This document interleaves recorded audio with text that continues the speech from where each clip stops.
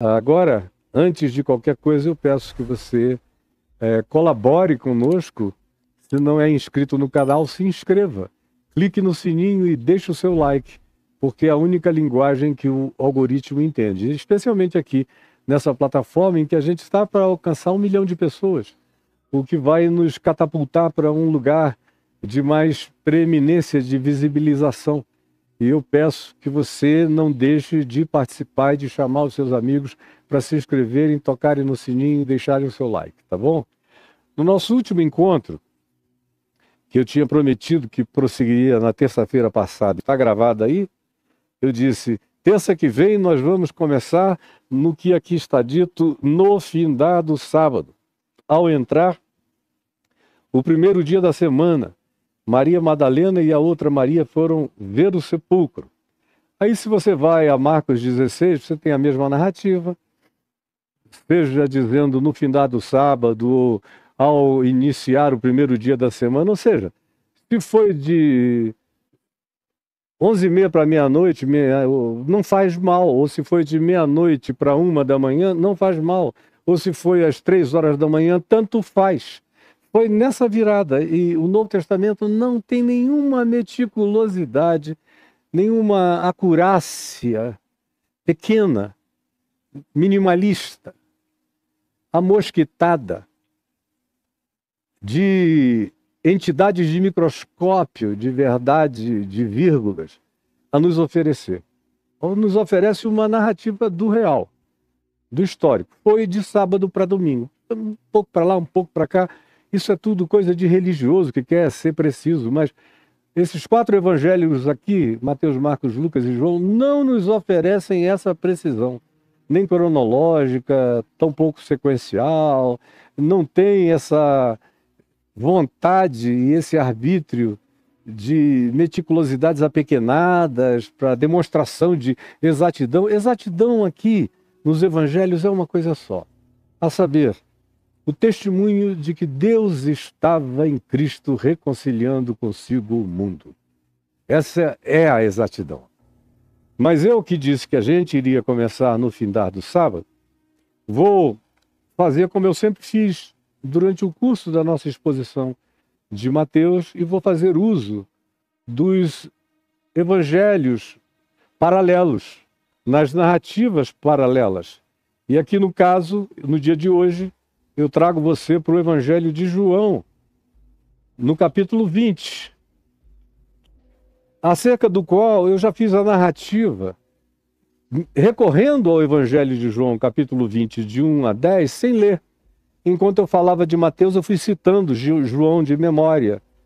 E os lençóis envoltos no corpo, os aloés, os bálsamos, vimos o túmulo de um homem rico, a saber, José de Arimateia, as mulheres cuidando, e aquele primeiro casulo que eles fizeram para o pernoite do corpo na tumba, daquela sexta para o sábado, mas as mulheres tinham assentado no seu coração que voltariam no domingo cedo para terminar o processo de embalsamamento.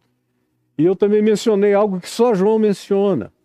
No capítulo 20, no verso 5, também no verso 6, que é acerca dos lençóis e de um lenço especial que fora deixado sobre o rosto de Jesus. Enrolaram-no todo, fizeram um casulo com os bálsamos e os aloés, ele ficou como que semi-engessado e uma abertura no rosto. E puseram um lenço à parte no rosto dele. E é o que se diz. Quando começa aqui em João, no capítulo 20, diz que no primeiro dia da semana aqui já se dá a cronologia como começando no domingo de madrugada. Lá em Mateus é ao findar do sábado, que era quando atingisse aquele horário que a religião judaica determinava que começava o outro dia, de sol a sol. Pois bem, aqui, sem nenhuma preocupação, se diz, já era o primeiro dia da semana. Na nossa expressão vocabular e de calendário, é no domingo. No primeiro dia da semana, Maria Madalena foi ao sepulcro de madrugada, sendo ainda escuro. e viu que a pedra estava revolvida. Eu disse que era uma pedra de 1,5 toneladas, com o selo romano que havia sido pedido pelas autoridades religiosas dos judeus, e com uma escolta da mais bem estruturada possível que os romanos tivessem em Jerusalém para guardarem a porta do túmulo, para que não se criasse uma celeuma insolucionável, se viesse a versão, de acordo com as autoridades da religião judaica, conforme eles mencionaram, aquele embusteiro, enquanto vivia, disse: ao terceiro dia ressuscitarei. Eu já fiz menção a isso, dizendo que àquela altura, quando Jesus falou o que falara, eles atribuíram isso a derrubar o templo e reconstruir em 3 dias. Agora, eles estão demonstrando que tinham entendido exatamente o que Jesus tinha falado e que Jesus tinha se referido à sua própria ressurreição. Então, como sempre, a interpretação da religião é de acordo com a conveniência da hora, da circunstância e do momento, e não conforme a honestidade interpretativa. Mas o problema é que eles esquecem das suas próprias mentiras e acabam declarando as verdades que com suas mentiras tentam ocultar. Aqui e ali aparece o que eles estavam escondendo, como foi o caso aqui. Chegaram lá e a pedra estava revolvida. Então, correu. Aqui se diz que foi Maria Madalena. No texto de Mateus, que é Maria Madalena e a outra Maria. Em cada um dos evangelhos, você todavia verá que é um grupo de mulheres, um pequeno grupo de mulheres, capitaneadas pela Madalena. Então, correu. Aqui se singulariza esse testemunho em Maria Madalena, em João, portanto, ele olha para Maria Madalena mais do que para qualquer outra pessoa presente naquela ocorrência. Então ela correu e foi ter com Simão Pedro, que era o devastado, o cara que tinha negado, o mais preeminente nas afirmações de fé, de confissão, de impulsos, de pusilanimidade. Ao mesmo tempo, o que negava, o que dizia sem pensar, o que afirmava sem ponderar, o que dizia que suportava o que não aguentava.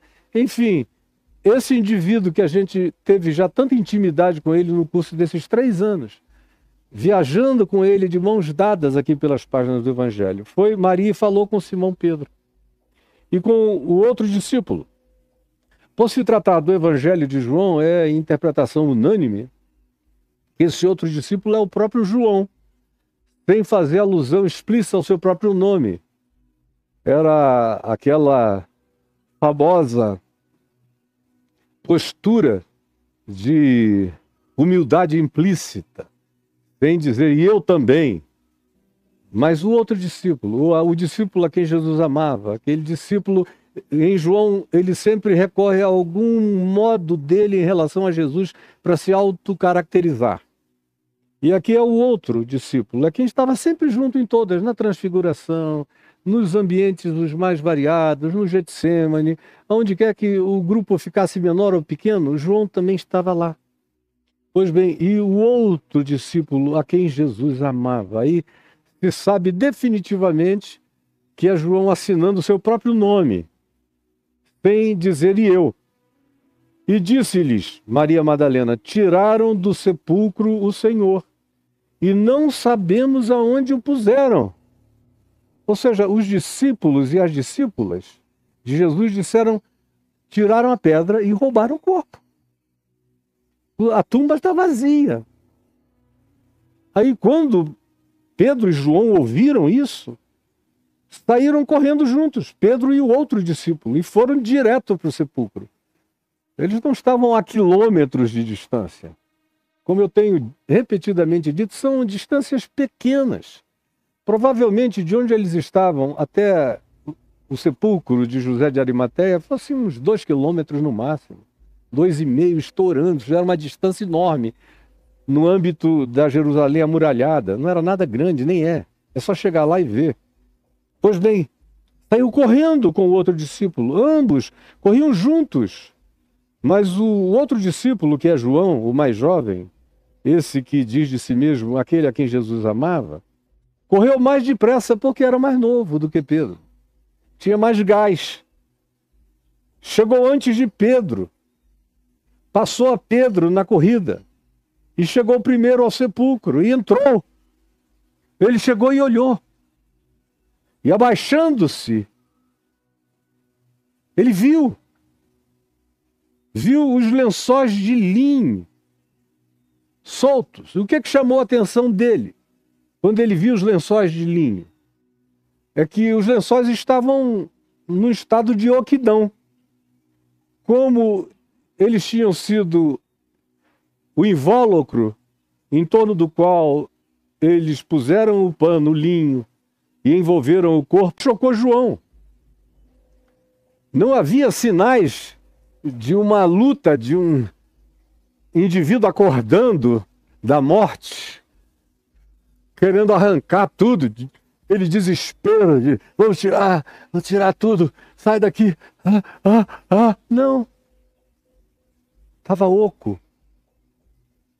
Era um casulo.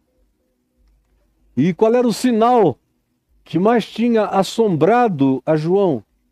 Era a oquidão. Era o vazio no casulo. O casulo intacto. O corpo atravessara o casulo. E o casulo ficara oco, endurecido, vazio, intocável, porque aquele a quem ele envolvera não saíra de dentro dele, simplesmente o traspassara, o atravessara. Toda a matéria que nós temos examinada com microscópios adequados, até a perspectiva quântica, vai permitir você ver que tudo que você chama de materialmente sólido é vazio, é atravessável. Eu é que tenho a sensação dessa solidez, porque essa é uma energia bem concentrada. Mas se você entrasse no nível das nano-observações e do olhar para dentro da dimensão subatômica, você ia ver que essa pedra é vazada. Toda vazada, só não é para mim. Mas ele atravessou. Ele estava vindo de uma dimensão mais profunda do que da mecânica quântica. Ele está vindo de algo que a ciência não consegue nem tanger sequer de longe. E atravessou e deixou o casulo. E ficou só aquele quadrado sobre o qual tinham posto um lenço que cobria os olhos, o nariz e a boca dele, o rosto, a face. Ou seja, o verso 7 diz: e o lenço que estivera sobre a cabeça de Jesus e que estava com os lençóis, não estava com os lençóis, mas alguém tinha pegado, dobrado e colocado num cantinho, num lugar do lado, com uma gentileza angelical extraordinária. Atravessa a oquidão. E os que vão ser testemunha dessa glória de ressurreição, que participam disso, são aqueles que retiram esse lenço, o colocam do lado e olham a glória daquele atravessamento de camadas dimensionais do Cristo ressuscitado de entre os mortos. Então, entrou também o outro discípulo, João, que chegou primeiro, mas não entrou. Foi Pedro que chegou depois e entrou. Como diz o verso 6. Então Simão Pedro, seguindo a João, chegou e entrou. Era próprio do impulso dele. João chegou, olhou, entrou em estado de estupefaciência, chocado, perplexo, mas não entrou. Pedro veio, ofegante, e entrou. E ficou bem em cima, olhando. Aí então João entrou também. E viu. E creu. E que o que mais chocou, mais do que a tumba vazia, eram os lençóis ocos. No caso de João, nada tocou mais profundamente nele como sinal de algo miraculoso do que aqueles lençóis em estado de casulo, de oquidão, de engessamento, com aquele buraco no meio e o lençol, o lencinho posto sobre o rosto, a cabeça dobrado no lugar à parte. Ele viu e ele creu que alguma coisa absolutamente fora da ordem natural das coisas havia acontecido. Ele não ficou impressionado com a pedra removida, ele sabia que não eram eles. Ele não ficou impressionado com o fato da tumba estar vazia. Ele ficou impressionado com o fato dos lençóis estarem ocos e o lenço dobrado com delicadeza num lugar à parte. Ele ficou impressionado com a sutileza do arrombo que rasga as mortalhas da morte, sai vitorioso da morte e mantém a ordem natural das coisas no mundo imediato, das físicas visíveis, do gesso que envolvera seu corpo e do lenço dobrado e posto num lugar à parte. Isso impactou tanto a João, e é preciso ter uma alma sensível para ficar mais impressionado com isso do que com as outras grandezas, pedra removida, isso e aquilo e tal. Não, ele olhou para aquele detalhe, é quase um olhar de mulher, de observação feminina, delicada e aterradora. E ele creu, viu e creu, pois ainda não tinham compreendido a Escritura até aquele momento. Jesus explicava, dizia,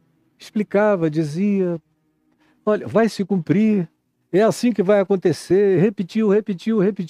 Mas como eu falei cansativa e exaustivamente a vocês, havia um estado de negacionismo total.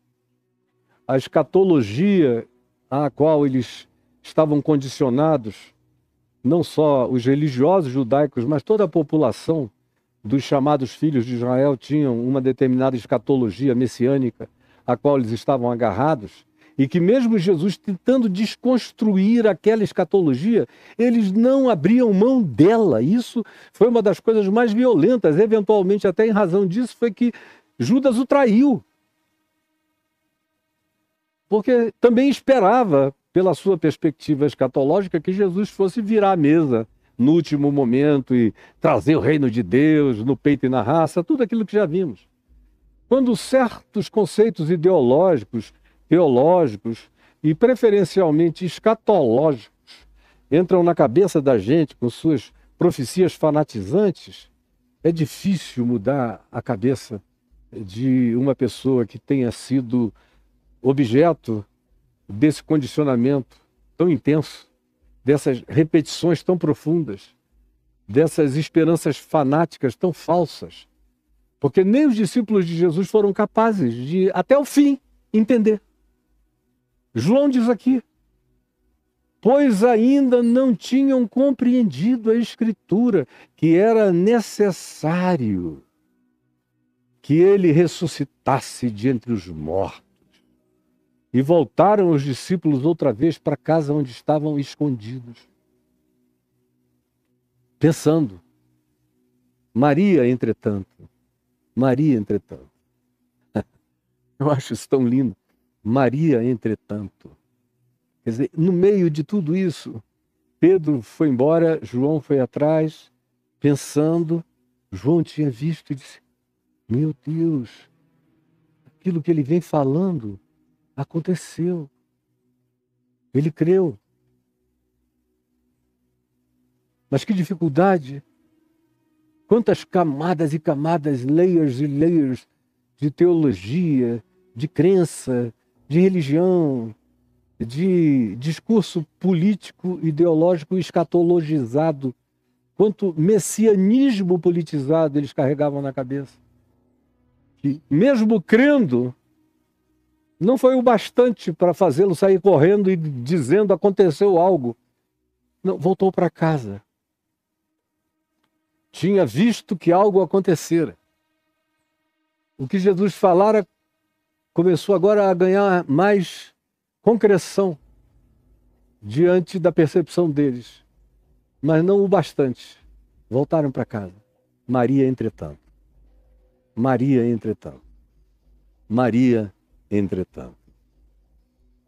As Marias sempre são as responsáveis pelos entretantos.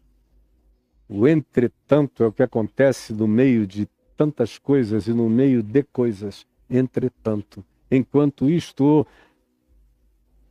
No processo, Maria, todavia, se interpôs com seu olhar de observação, satisfeita de um lado, mas não satisfeita ainda de outro, porque se ele ressuscitou, ele há de se manifestar. Não vai ficar no plano das invisibilidades. Isso vai ganhar concreção. Maria, entretanto, permanecia ali, inafastável, junto à entrada do túmulo, chorando. Enquanto chorava, porque ela queria mais do que um casulo para se satisfazer. Ela não tinha nenhuma vocação fetichista para sacralizar o sagrado, o casulo, e levá-lo para algum lugar e passar a adorar o casulo.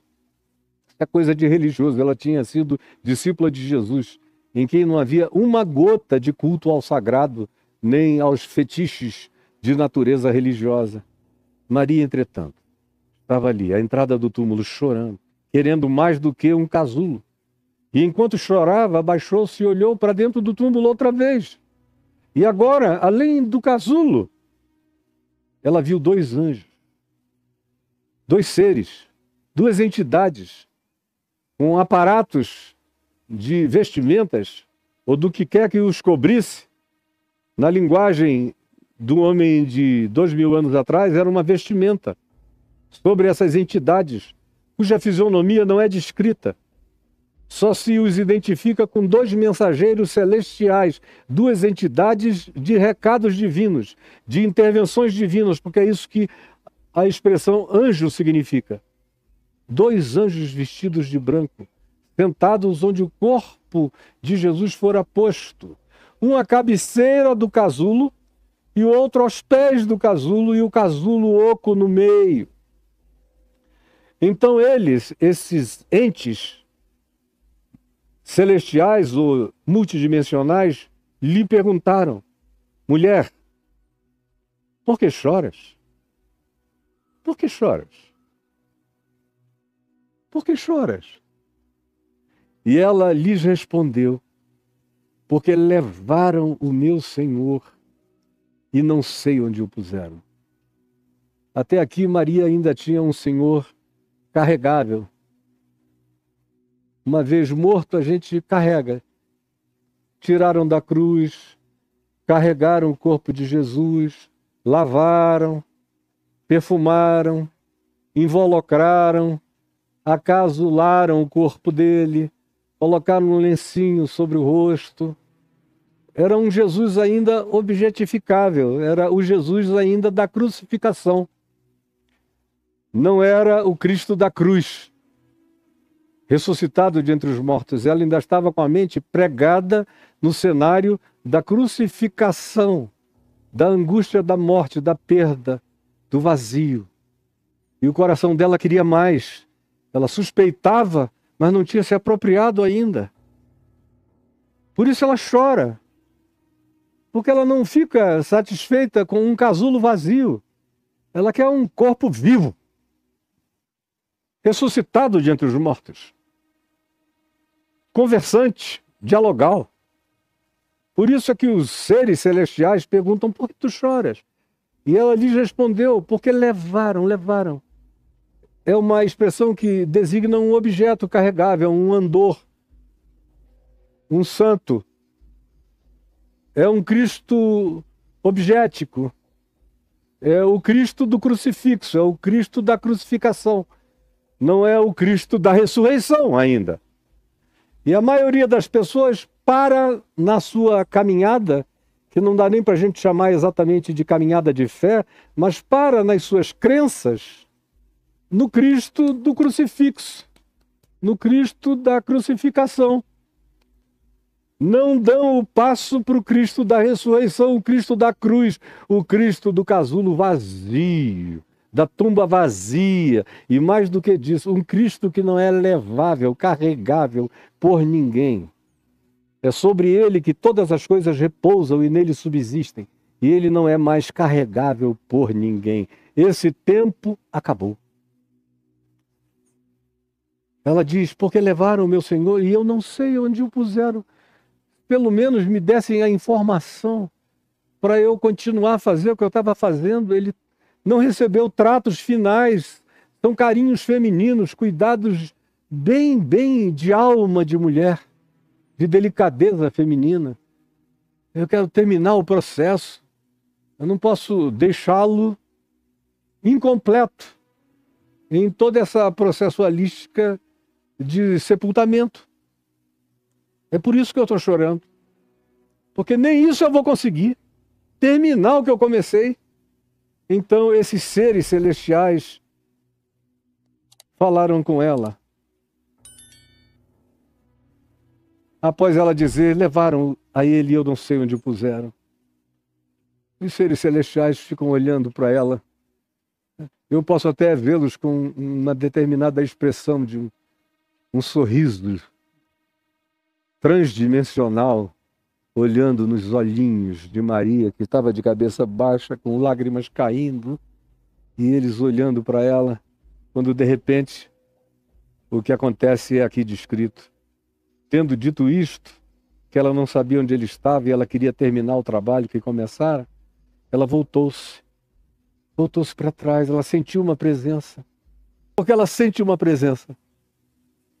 Tem um corpo, há uma densidade se aproximando, ela sente uma vibração, uma energia diferente. Não é o vazio do jardim, é uma presença. E ela se volta e olha para trás, voltou-se para trás e viu Jesus em pé. Não como essa obra de arte vazada aqui, que é só uma obra de arte, mas denso. Como eu. Olha para mim e olha para a obra de arte, vê se dá para comparar. Ela olhando viu Jesus em pé. Olha a diferença. Ela tinha dito aos anjos, eu estou chorando porque levaram o meu Senhor. Ela tinha ido buscar um Cristo carregável, o Cristo da crucificação, o Cristo do crucifixo. E encontrou o Cristo que carrega o mundo, que carrega o universo, em quem tudo subsiste. Em pé. Não levável, não deitável, não carregável, não entregue, que é uma outra palavra repetida inúmeras vezes no processo da crucificação de Jesus, especialmente no Evangelho de Marcos, se fala dezenas de vezes e foi entregue. É o Cristo levável. Ela agora aqui encontra o Cristo que leva, que carrega e leva tudo e todos em pé. Em pé. Viu Jesus em pé. Porque Jesus nunca mais será visto deitado. Ele está em pé de eternidade a eternidade, em pé. Como Estevão, sendo apedrejado, que olhou para os céus e disse, eis que eu vejo o Filho do Homem em pé, à destra do Todo-Poderoso, em pé. Viu Jesus em pé. A primeira apóstola, nesse sentido literal da palavra, foi Maria Madalena. Porque Pedro viu, voltou para casa, e João também. Agora Maria saiu anunciando, gritando para todo mundo. E ela é a primeira pessoa que recebe de Jesus essa incumbência. Vai e diz aos meus irmãos e às minhas irmãs que se dirijam lá a Galiléia, e lá me verão, porque eu estou vivo. E ela creu, sem tocar, sem pegar, mas ela creu. E saiu gritando, anunciando, incontrolavelmente, aos discípulos. Eu vi o Senhor, eu vi o Senhor, eu vi o Senhor. É o que ela diz, eu vi o Senhor. Gente, eu vi o Senhor, eu vi o Senhor, eu vi o Senhor. E contava que ele lhe dissera essas coisas e que ordenara que eles fossem para Galiléia, porque lá o veriam. Mas muito antes deles irem a Galiléia, ainda há algumas histórias aqui de Jerusalém que eu vou conversar com vocês no dia de amanhã, tanto aqui no Evangelho de João, quanto também em Lucas, acerca daqueles dois que estavam indo no mesmo dia. Neste mesmo dia, a gente está de madrugada, quando chegar ao pôr do sol, dois irão de Jerusalém para uma cidade chamada Emaús, na direção de Tel Aviv, e encontraram com Jesus no caminho. Mas amanhã eu vou continuar e vou conversar com você sobre isso. Senhor Jesus, nesse tempo de descrença, onde cada um chega no instrumento de divulgação que possui, e todos hoje em dia possuem, e gritam a loucura que querem, fazem veementes asseverações sobre o que não entendem, não provaram, não experimentaram, não conhecem. Mas tem uma ousadia de uma estupidez extraordinária na descrença que proclamam, uma soberba que possuem. Eu quero pedir que tu visites o coração dos quebrantados, humildes e contritos, e que sabem que tu ressuscitaste de entre os mortos, porque já provaram o poder da tua ressurreição. No fim, o que importa é provar o poder da tua ressurreição. É conhecer e ter comunhão com os teus sofrimentos e conhecermos em nós, existencialmente, o poder da tua ressurreição. Em nome de Jesus é o que eu peço que tu faças no coração de todos. Amém, amém e amém.